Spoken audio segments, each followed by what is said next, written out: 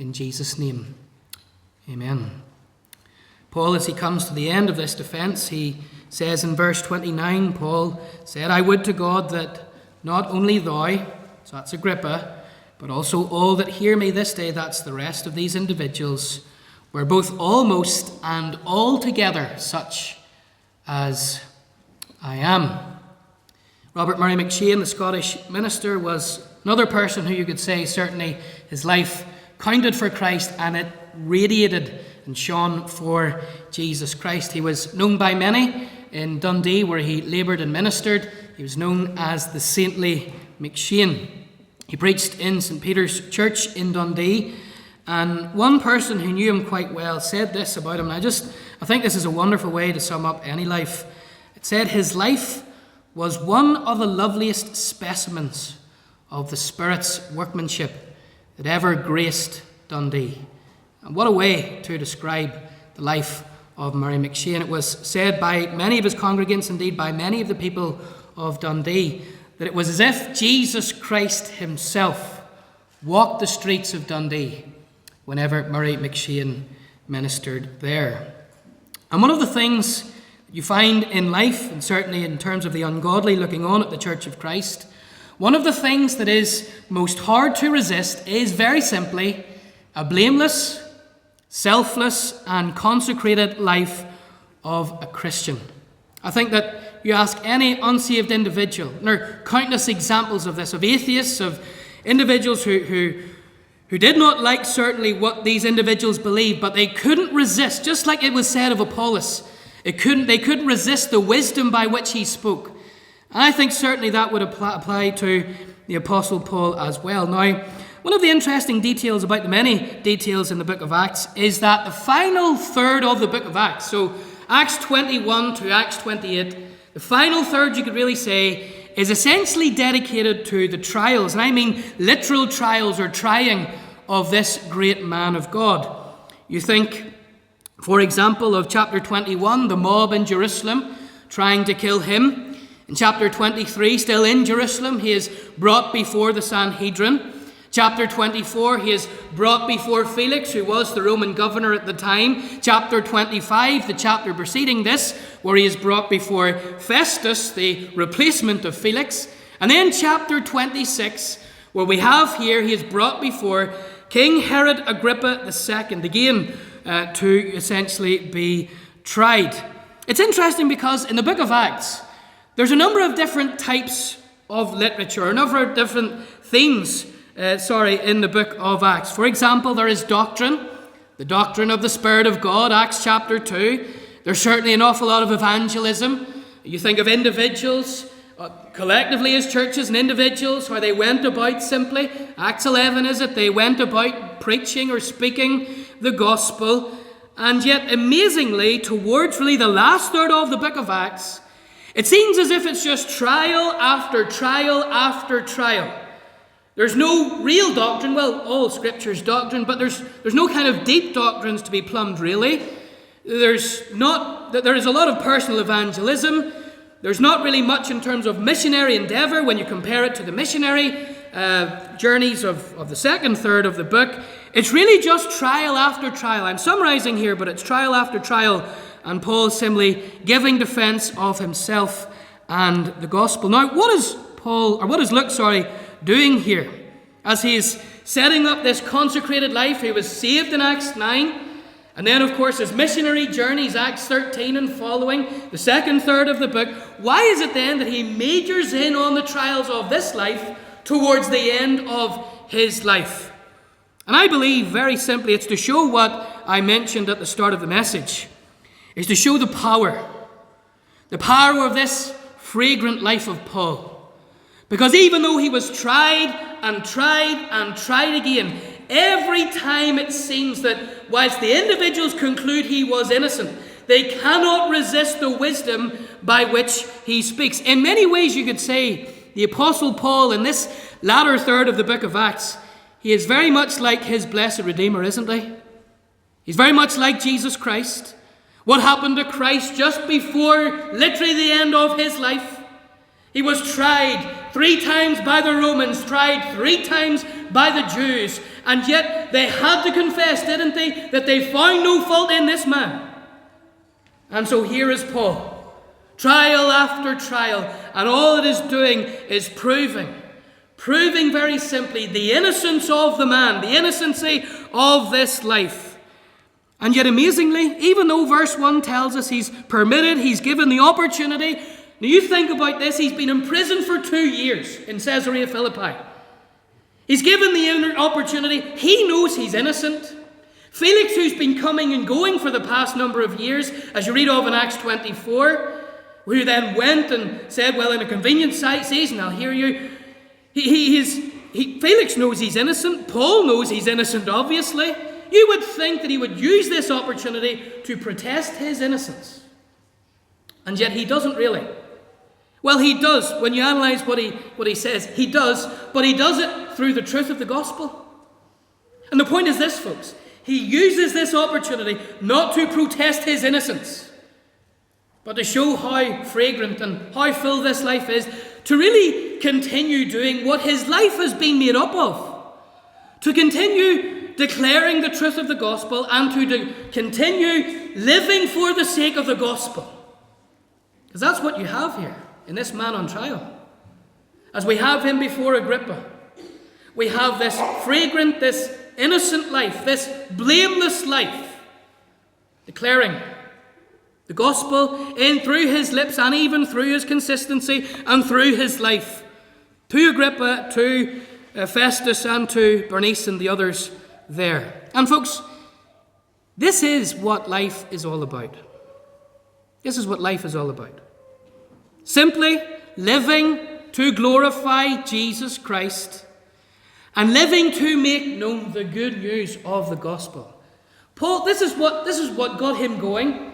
This is what he got up for in the morning. This is what kept him going. This is what his life was all about. Even when he had the opportunity, as I said, to protest his innocence and knowing the truth, this is what he lived for. Just simply knowing Christ and making Christ known. Loving Christ and desiring that others would come to the knowledge and, more importantly, to the love of Jesus Christ. Let me ask you very simply this morning, what is your life all about? If we were to take the question of James 4:14 and simply leave it with you today, for what is your life? What is your life today? What does your life consist of? If someone was to ask you tomorrow, Monday to Friday, away from the eyes of people in church, away from my gaze, away from the gaze of anybody in church, and you were to be asked that question by an ungodly individual, a non-Christian this week, what is your life? How would you answer? Well, Paul just lived to simply make Christ known. That was what it was all about for him, even in these most difficult circumstances. And I just want us to draw some very simple lessons, folks, as things get up and running again and the ministries of the church and the service of God. I just want to leave some very simple lessons here. Very simple. There'll be nothing difficult about them. As we think about Paul before Agrippa here this morning. So let's think about Paul before Agrippa. Think with me firstly about his longing. His longing. Verse 1, we read, Agrippa said to Paul, thou art permitted to speak for thyself. And notice this detail. Then Paul stretched forth the hand and answered for himself. Now, when you read the life of Paul or study the life of Paul in the book of Acts or in his epistles, his writings, you will find that you could write about many of his characteristics that he exhibited in his life. You could think of the patience that he had. Paul had to bear long at times with some of the churches that he ministered in and that he was writing to. He had to have patience. He had to have perseverance, didn't he? Many, many difficulties, that long list in 2 Corinthians, how he was in stripes, how he was in the deep imprisonments long, how he was discouraged and how he was left. He certainly needed perseverance, didn't he?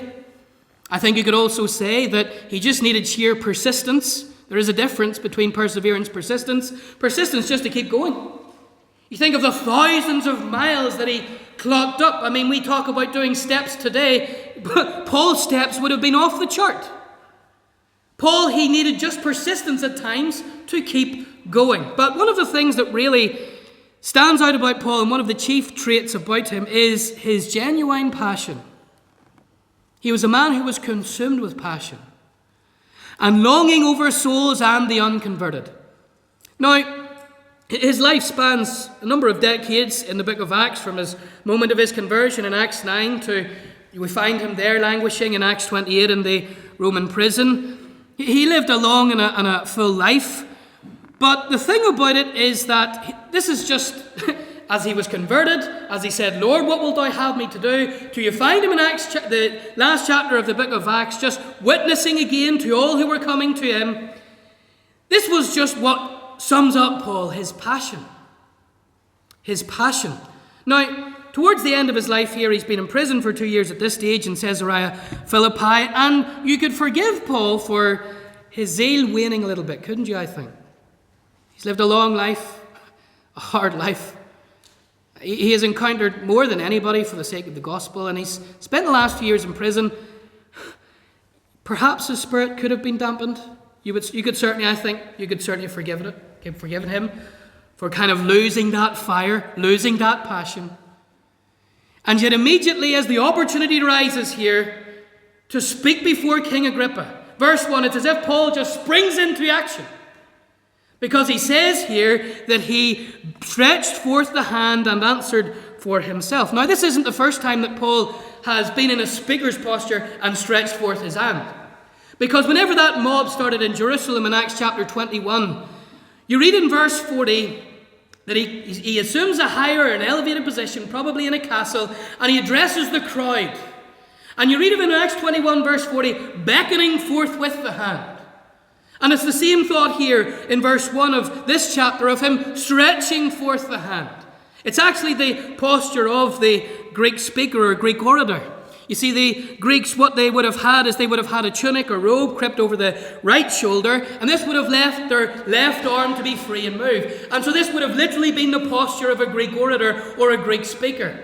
You even think of that well-known statue or picture, of Spurgeon. And there he is, and his arm is out like this. He's mimicking the posture of the Greek orators or the Greek speakers. And really it's the posture here, and it just displays, in this simple action of Paul, it displays his passion. It displays his longing. Here he is, and he's longing. Now, he's before some of the most important people in the world, can I just say. Herod Agrippa II, Festus, Bernice, and other dignitaries as well. And yet, can you imagine him just standing there and addressing them and pleading with them? He's beckoning forth with the hand, isn't he? He's imploring them to listen, even though they are extremely important individuals and they have the potential to just remove him from their presence just like that. And as he starts in verse 1, verse 29, the verse I read to you at the beginning of the message, so he concludes, also all that hear me this day were both almost and altogether such as I am. What is he saying there? He's saying, I would that you would be like me, not that you would be in prison, but that you would simply know Christ. I want that all who are listening to me today, that they would know Jesus Christ. He starts with passion, stretching forth the hand. In the middle, he tells his testimony, undoubtedly with great fervour and ardour. And he concludes with passion as well. There's this great longing, no matter whether they were great or small, as he said in this chapter. He just longs that anyone, that everyone, will come to know Christ. And as you live, and as you work before and stand before and sit before individuals, have you that genuine longing in your heart? Perhaps it was there at the commencement. Perhaps it has been there and it is continuing to be there. It wasn't there at the start, but it's there now. I wonder, will it be there at the conclusion? This is how Paul commenced. This is how Paul continued. This is how Paul finished the race. With a longing and a yearning within his soul to see the most important, and you could say in the eyes of men, not in the eyes of God, but in the eyes of men, the least important. to know Jesus Christ and to be one. You even see his longing and his passion in verse 3 of the chapter, because he continues to Agrippa, is just starting off here, I beseech thee to hear me patiently. I suppose I could say that every Sunday. I beseech thee, I encourage you. Now, Paul knows he has a lot to say. He knows he has a lot to say. And so he sets up what he is going to say by encouraging this king. I encourage. That's what it means to beseech. It seems more stronger in the English.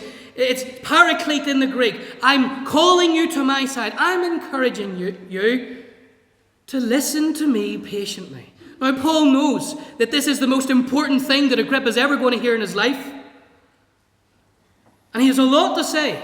He wants to set it up. He wants to conclude. He has a lot to say, Paul, here. He's been sitting on it for the guts of 2 years, hasn't he? He has a lot to say. And yet he says to this man, just be patient with me. Let me start and let me finish.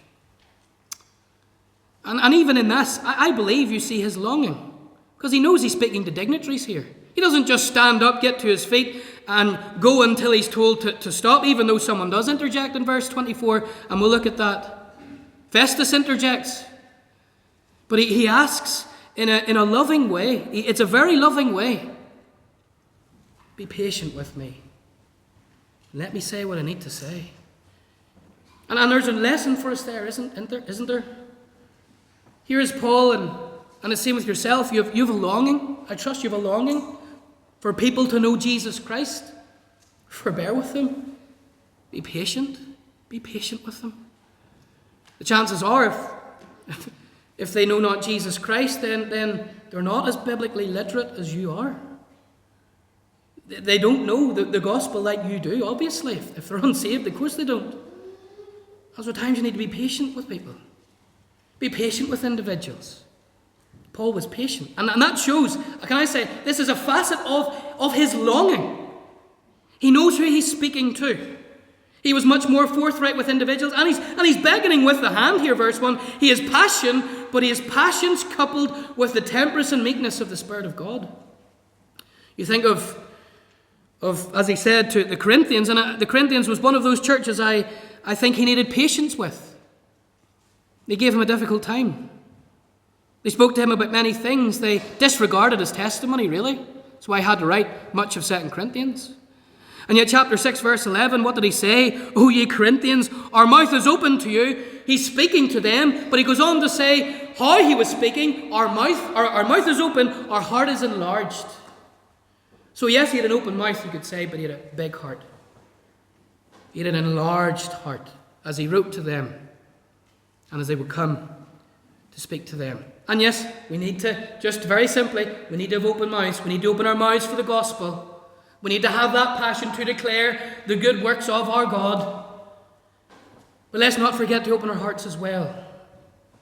Our mouth is open, but our heart must always be enlarged when you're seeking to win people for Jesus Christ. Martin Niemöller was a German pastor who was arrested during the Second World War by the Nazis, and he actually spent up to 9 years in total in prison by the time things have transpired. At the end of the war, he went to America. When he was released, I'm sure you can imagine, he began to tell his story here, there, and everywhere.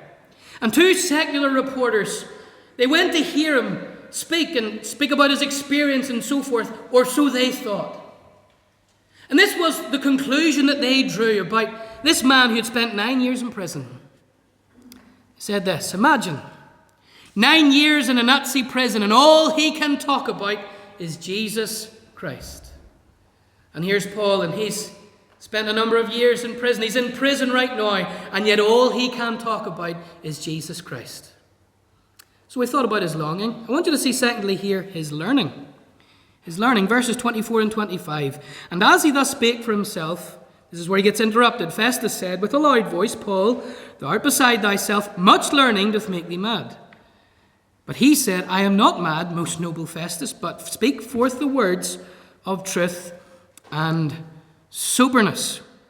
When we consider these chapters, Paul is very much on trial before these individuals. Chapter 24, before Felix, chapter 25, Festus, and chapter 26, Agrippa. And yet, when you read those chapters, you come to the real conclusion that although Paul may be on humane trial, it's really the other way around. Because Paul has a wonderful way of turning the conversation and putting them on trial. And that's certainly what's going on here with Agrippa, but I think you could say with the other two as well. Now, Paul has been extremely courteous in this address. We have seen that verse 1. Paul, thou art permitted to speak for thyself, Agrippa says to Paul. So he gives him permission. Then verse 3, I beseech thee to hear me patiently. I say that Paul has been very, yes, passionate, but also very courteous because of what we find in verse 24. I mean, there's nothing worse when you're in the middle of speaking and someone interrupting you. And this is exactly what happens in verse 24. Paul's in the middle. Verse 24, as he thus spake for himself, Festus said with a loud voice, Paul, you're beside yourself, and much learning doth make you mad. So Paul's in the middle of his declaration. He's finished his testimony, bringing the gospel to Agrippa, and Festus, who's there as well, even though he has said, most noble Festus, in verse 25, even though he has been courteous, Festus just rudely shouts and interrupts what he is saying. And what does he say? He says with a loud voice, verse 24, Paul, much learning. You're beside yourself, and much learning doth make thee mad. You're a madman, Paul.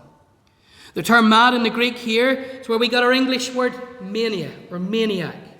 If someone has mania, well, just to define the term, it means to be mad, to be out of your mind. So, when someone has a manic episode, for example, you might have heard that language today. If someone has a manic episode, they're not of sound mind. And that's what he is saying to Paul. Paul, you're not of sound mind. As we would say, you're a raving loon. That's what he's saying. He is rudely interrupting him and saying this. Now, why does he say this? He says, because much learning doth make you mad. Much learning. Now, usually when someone accuses you, if you're discussing something with them, or they say, oh, well, you're just clever, or something like that, it's usually because, I'm not being kind of rude here, but it is usually because that whoever is, if you're watching a debate, for example, usually people who fly off the handle, it's because they know they've lost the argument. Because they are intellectually inferior. And you might think that here about Festus. As he says, much learning doth make you mad. Oh, listen to this madman here. Sure, he's just going on and on and on. But we would be wrong to assume that. There's detail here, certainly about Agrippa. Verse 3, Paul says this to Agrippa, because I know thee, listen to it, to be an expert in all customs and questions, which are among the Jews. You see, these leaders, whilst they were there ultimately because of Rome, yet they were ruling Israel to a degree. And if you rule any country, even though you're not from there, you need to know their customs, you need to know their rules, you need to know what is expected, you need to know special religious times of the year, etc., etc., etc. And it says here, certainly concerning Agrippa, that he was an expert in customs and questions. Now, the term customs here simply means the requirements of the Jewish law. But questions is a little bit deeper. Because when you read the Bible, there were various sects within Judaism. You had the Pharisees, and you had the scribes, and you had the Sadducees. Now, the Sadducees didn't believe in the resurrection, whereas the Pharisees did. And so it seems here that even Agrippa, he's an expert in questions among the Jews. So he even knows what the Pharisees believe, and he knows the Sadducees, what they believe, and he knows the varying beliefs within Judaism. He knows the differences. So when you go back and you think of Festus's interjection here, much learning doth make thee mad, you come to the conclusion, here were individuals who were of learning themselves, that's the point. Because Paul says they were in verse 3, certainly Agrippa. So what does Paul do here as we think about, well, what brought this conclusion? Out of Festus, much learning doth make thee mad. How did Paul witness, you could say? Well, look at verses 7 and 8. He's very clever and he's very methodical and logical. Unto which, he's speaking this to Agrippa, unto which promise of our 12 tribes, instantly serving God night and day, for the hope to come, for which hope's sake, King Agrippa, I am accused of the Jews. Why should it be an incredible thing to you that God should raise the dead? So part of Paul's reasoning And his message was to go to the Old Testament and to show that the 12 tribes, in other words Israel, that they believed in the resurrection of the dead. And remember, what really was Paul called into question about? It was about Jesus of Nazareth in chapter 21. It was predominantly about the doctrine of the resurrection. So Paul here is what we could say is clever. He's logical, because he goes through the Old Testament, and undoubtedly he perhaps lands at Psalm 16, where it prophesies the resurrection of the Messiah, and other portions as well. The point is this, is that he uses, yes, he was passionate. The first point, he was passionate. He was full of zeal, clad with zeal. Yes, he had patience as well. He was passionate, but he had learning. He had logic. There was logic to his ministry. There was logic to his argumentation. I don't mean argumentation in the way you have perhaps in your mind. In making his point, he was logical, he was methodical. And what he essentially did was he showed, well, the resurrection is a doctrine believed amongst the Jews. Why am I called into question about this doctrine? And he's actually, in this, he's bringing the gospel. He's also making his own case as well. That's the offshoot of it. But he's doing it through preaching the gospel. Verse 8, should it be such an incredible thing before you that God should raise the dead? The Jews, they believed in a resurrection. Why is this such a strange thing? In other words, he's saying he was questioned here about something the Jews believed, and what you find here is he was absolutely ready to present the case of the resurrection, not just to Gentiles, but even to Jews. And he presented it to them in a way that was intelligible and acceptable to them, and left them really with no answer. See, folks, we must remember this, that although we get accused of, in terms of the outside world, we get accused of being mad, and we get accused of believing things that don't make sense, nothing could be further from the truth. Don't ever lose your passion and lose your confidence in the gospel, that there's something nonsensical about it. That is nonsensical, child of God. The gospel is logical. What do I mean by that? Well, in a sense, here is man, and he is left with an incurable disease. What's logical about that, you might say? The logical thing about the gospel is the answer to man's sin. The answer to your sin. The answer to your sin, my friend, the only answer is for God then to remove it if man cannot. And what has God done?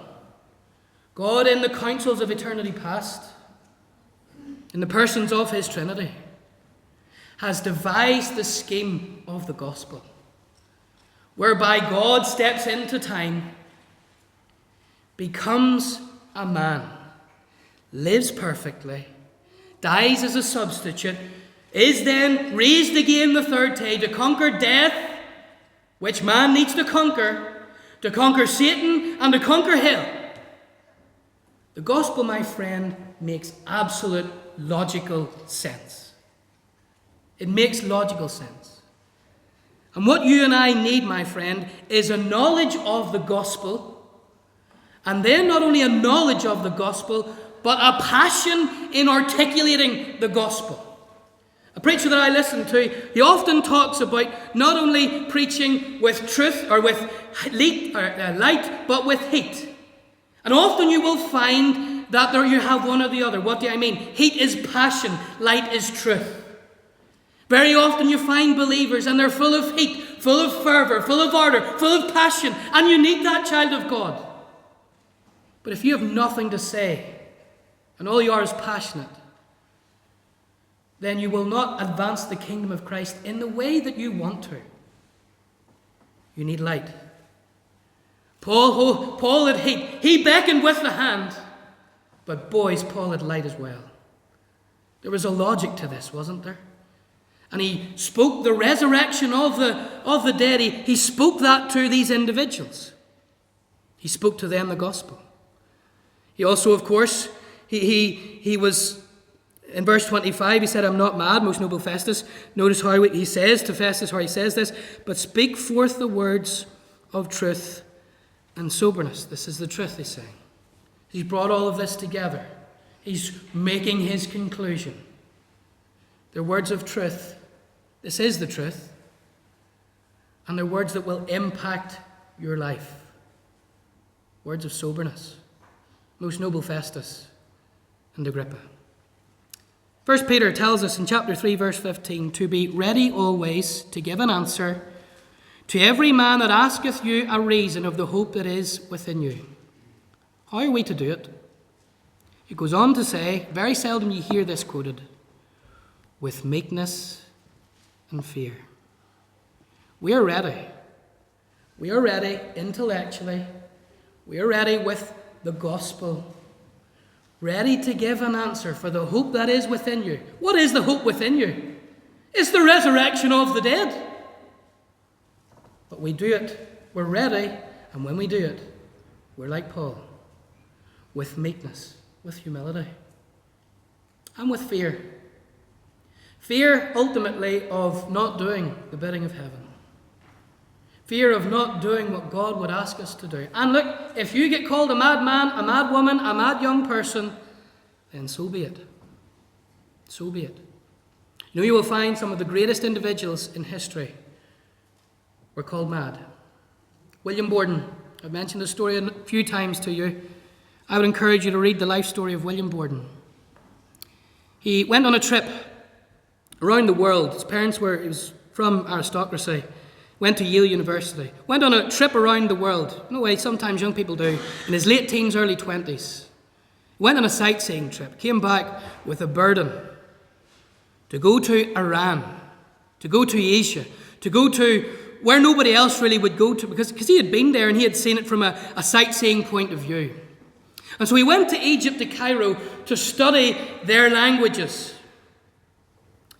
And he contracted cerebral meningitis. Was dead in 6 months, never got there. He was called a madman. This is a couple hundred years ago. He left an estate of $500,000 back then. Left it all. You know, whenever C.T. Studd and the Cambridge 7 in 1855 went to go to China, they were ridiculed for their enthusiasm.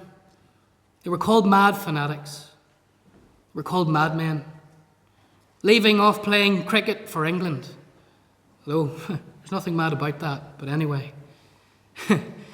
And going to China. They gave up all. You will find this, folks. That the people who leave all, they're called madmen. People who know the gospel. People who live for the gospel. Called madmen, just like Paul. Paul, he had a longing, he had a learning. But just lastly and quickly, his Lord. Verse 22. Having obtained help of God, I continue to this day, witnessing both the great and small. What did he say? Saying none other things that those which the prophets and Moses did say should come. That Christ should suffer, be the first that should rise from the dead, show light unto the people and to the Gentiles. Here we have his Lord. Here we have very simply the truths of the gospel. This is what he actually taught. Here, you have it now, spelled out for you. What did he say? Moses and the prophets said it would come. They predicted this. They looked forward to this, verse 23, that he that would come should be the first that should rise from the dead. Now, the term first here, it doesn't mean first in order, first in time. Because there were others who were raised from the dead before Christ. Christ did it himself. He raised Lazarus from the dead before he was raised from the dead. You think of the little one that Elisha raised from the dead in 2 Kings 4. First means here first in rank. The first in rank that should rise from the dead. In Colossians 1:18 it's put this way, he is the beginning, the firstborn from the dead. So we see here that he majored on the resurrection of the dead by Jesus Christ. He also, verse 20, told them that they should repent, turn to God, and do works meet for repentance. In other words, there must be repentance from their current life, from their old life, and then an endeavoring after Jesus Christ in his resurrection. So verse 27, here we find that he's not only taught the objective truths of the gospel, but he calls for a decision. He calls for a decision. And I'm not talking here about decisionism, but at the same time, he calls for a decision on the part of whom, the one whom he is witnessing to. Verse 27, King Agrippa, believest thou the prophets? I know that thou believest. Agrippa, you are aware of Judaism. You're aware of the resurrection. Agrippa, I know that you believe in the resurrection from the dead. But here's the key, child of God. Here is the key. He calls him to believe. He calls him to believe. And that is what you need to do in gospel witnessing, in gospel ministry. We are a Calvinistic church. We believe in the sovereignty of God in election, but that doesn't negate your responsibility to call upon individuals to believe the gospel. Because Paul did it here. Yes, we believe God saves sinners, and God chooses sinners. How does he do it? Through you calling sinners to believe. And so, child of God, I encourage those who teach in terms of Sunday school, children's work. Yes, teach the truth of the story and the truth of God's word, but call men and women, young people, call individuals, folks, to believe. Don't just leave them with the truth and kind of blasé, take it or leave it. You call them, do you believe this? Even in one-on-one evangelism, you put it on them. Do you believe this? You witness to them, and then you ask them. It's a very simple question, obviously. Look, do you believe this? Do you believe this? Now, at times people need to go away and people need to think, I understand that, God's sovereign. But call people, do they believe this? What about someone here as I bring this to a close? Knowing the truths of the gospel. And I could say, like Paul said to Agrippa, believest thou the prophets? I know that thou believest. I know that you believe you believe the truths of the gospel. But have you savingly believed? Have you embraced him by faith?